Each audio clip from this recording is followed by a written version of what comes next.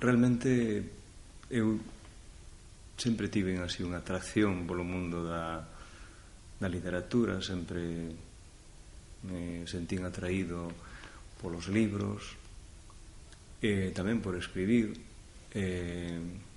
Miña nai ensinoume moi cedo a escribir cartas, sempre cultivei o sistema epistolar.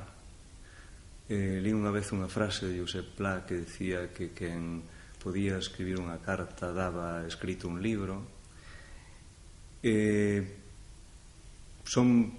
Penso que procesos parellos o da escrita e a lectura. Non sei exactamente que é antes, non sei se un remata escribindo porque leva moito tempo lendo ou pola contra gusta de escribir e entón empeza a ler para comunicarse, para ver que camiños percorreron outras persoas que nos precederon.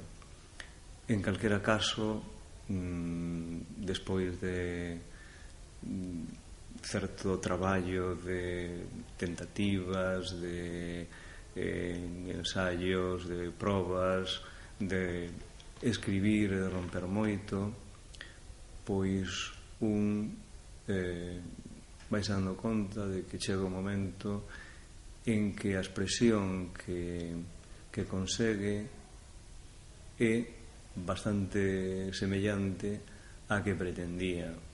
Entón, nese momento é cando un considera que xa pode presentar a unha editorial, non?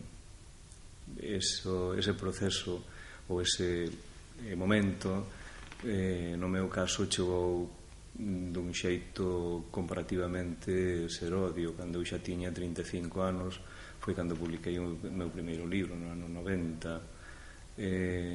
Entón, bueno, a partir de aí pois seguimos enleados tratando de conquistar, batallando por conseguir, digamos, que a expresión, a palabra, a beleza.